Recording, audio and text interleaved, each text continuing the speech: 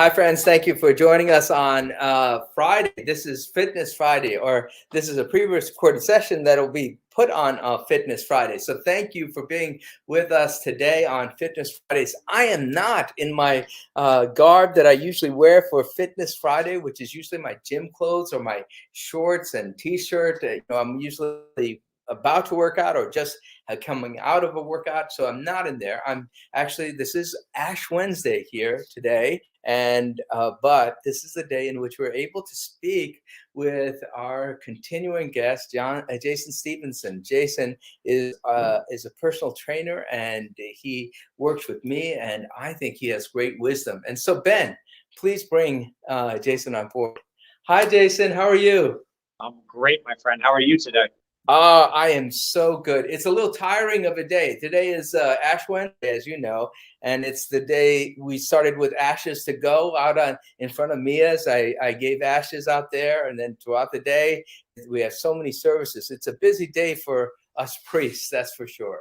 That's amazing. What do you mean Ashes to Go?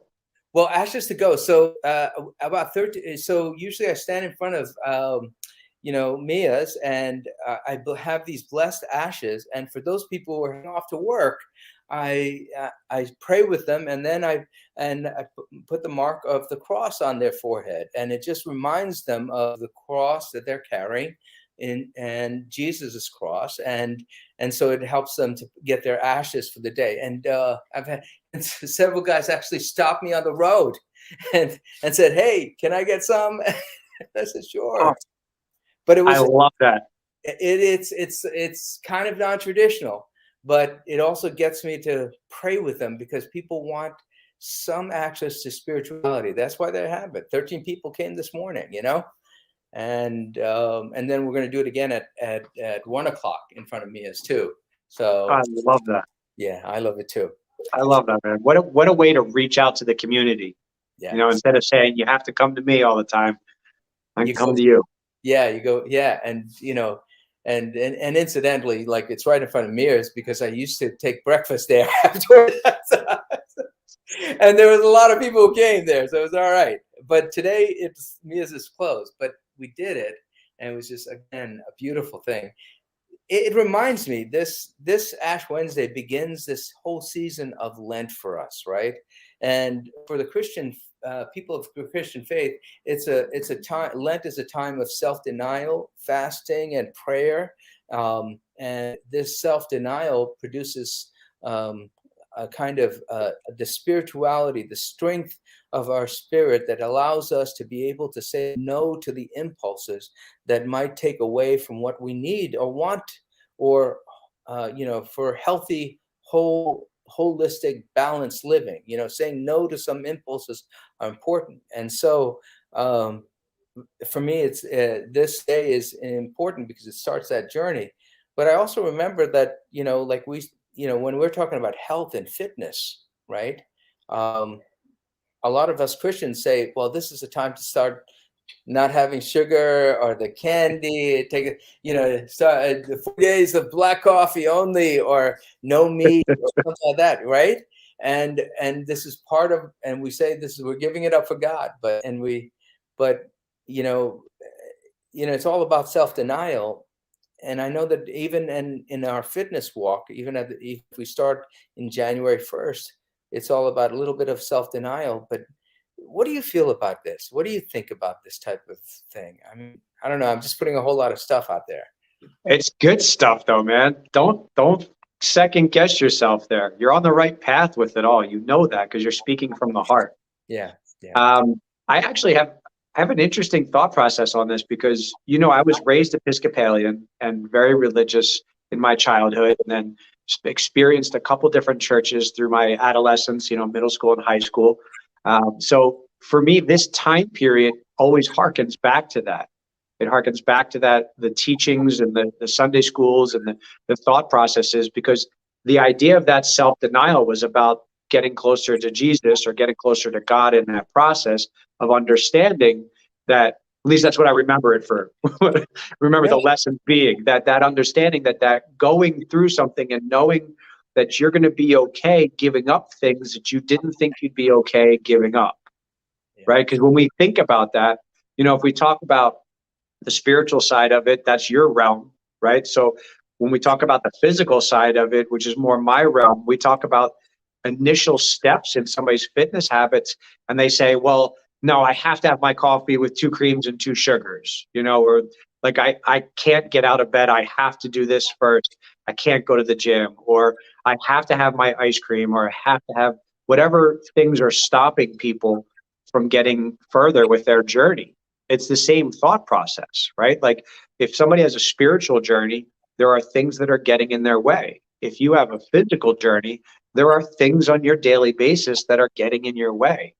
And the choice through this time is a great opportunity to take and make that you would choose what is getting in your way, right? Instead of thinking like we've always talked about the food thought, like this isn't bad or good food, right? It's not bad or good decisions. Just some are better for me because they're helping serve me, and some are not serving me. So that's, for me, that's the piece that correlates really nicely, actually, because I've always taught people to think about things in less of a black and white perspective. Yeah. And that's a lot of this season, right? This is the time of Lent is a time for reflection, right? A time to think about those things that we were attached to, essentially. I'm attached to these things because if you think about what we're attached to, those are the things that are usually holding us back. Yeah. The things that we feel like we have to have. Yeah, I love that. I love that thinking, and part of it is that this time, this Lenten period, when like you're kind of you have these impulses, right? Say you want to, you see the chocolate cake, or you see or you pass by the donut shop, and you're like, and the smells come out to you, and then all of a sudden a biological instinct comes in. You want that chocolate cake, or you want that smell that the donut's cooking, and you say, oh my God, I got to get some, right? And so there's the impulse, and what this season helps me to kind of see is it takes it almost says to me, or causes me to kind of pause before just following the insect and being bound by the impulse. Pause and to think, to choose, is this really what I need? Is this craving that I have going to be really filled with this thing? Or is it going to be like 20 minutes later after finishing the donut, I'm going to have another craving for something else? Right. Right? Right. Well, it's thought process about short-term, long-terms, right? Yes.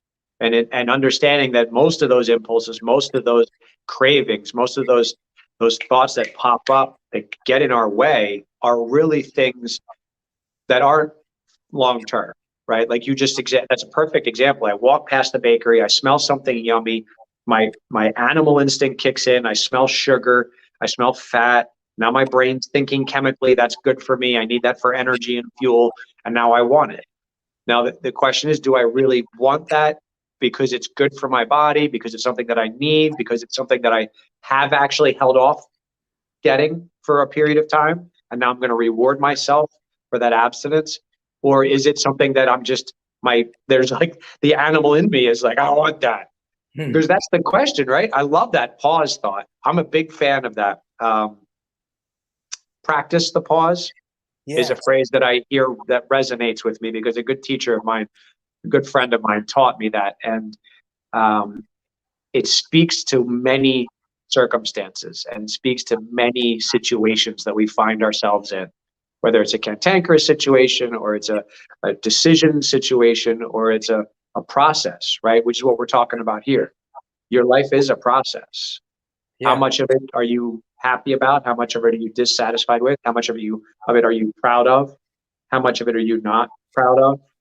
What are those choices that we're making every day? How do they align with our beliefs and our true selves and our long-term goals? Yeah. And so that's the thing. I mean, the pause helps us to understand that we truly have freedom. Oh, yeah. The freedom to choose.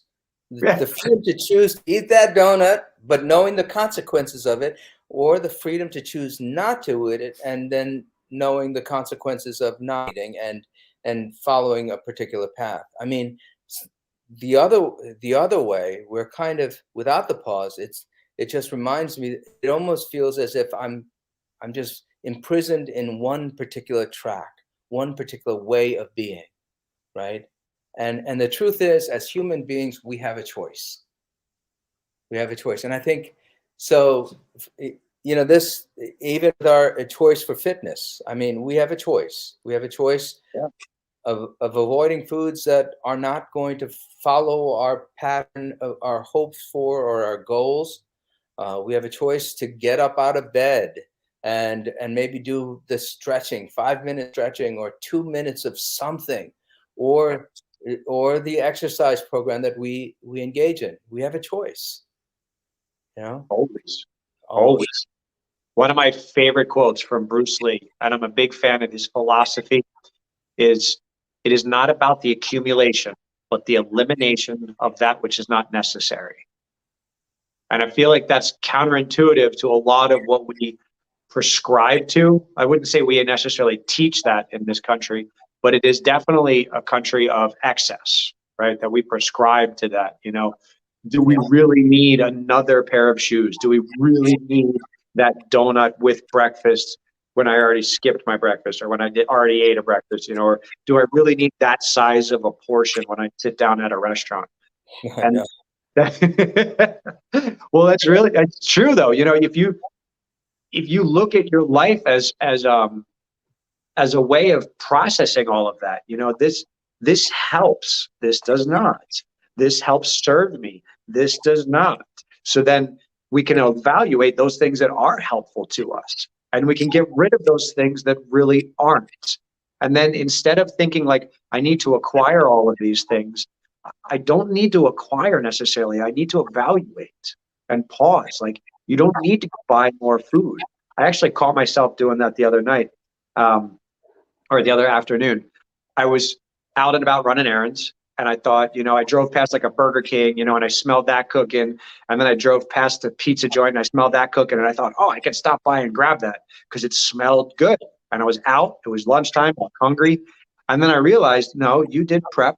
You have chili. You have food. You have food back at the house. You go home, eat that. Right. So I didn't need to accumulate more food. I didn't need to go buy more food. That's probably not as healthy as what I made already. It's probably not as good for me as what I made already.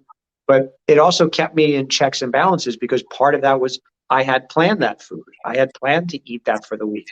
I was working on being smart and healthy after my celebration weekend with my niece and nephew.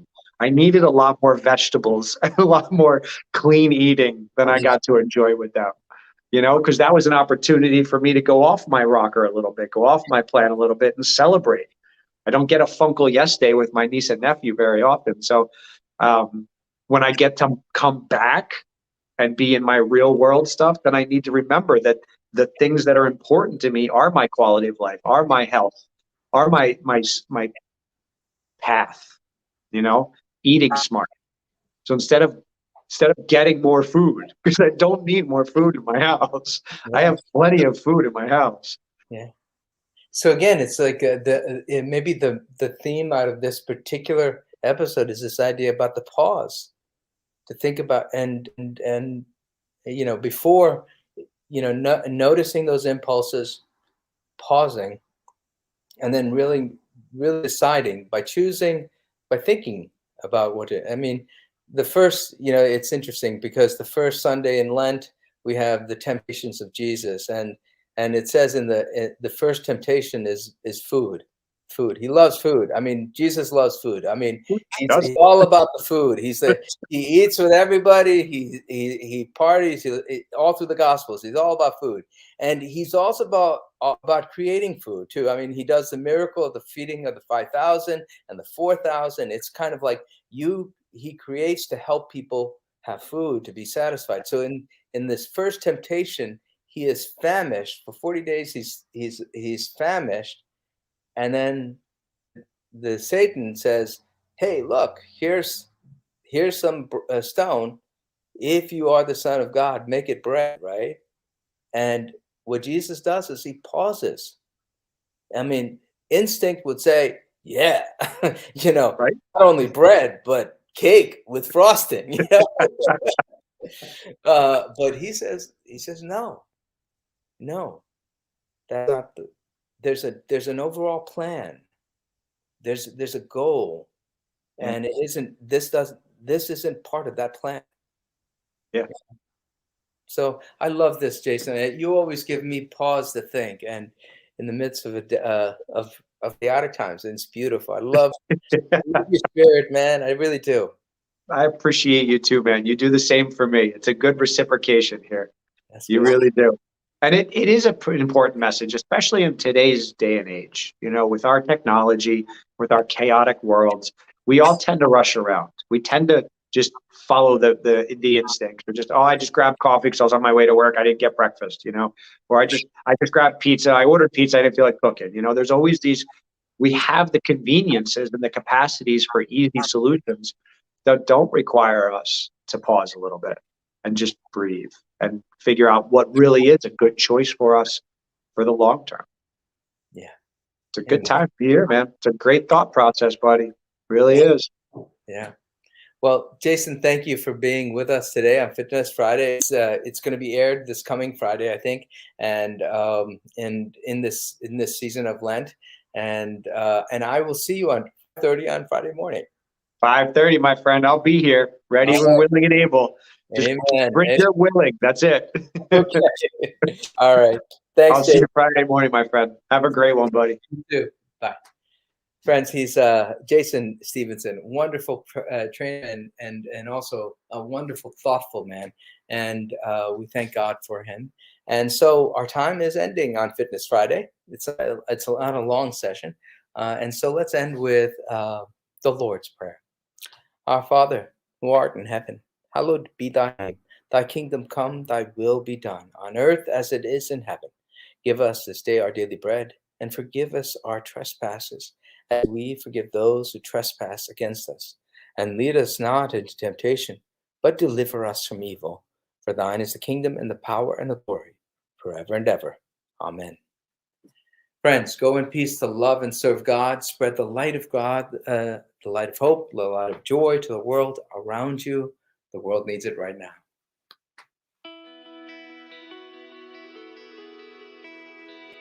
Thanks for watching. Did you know that you can join Christ Church from anywhere in the world? If you're feeling connected to what we're doing, email us today at communicate@christchurchwesterly.org.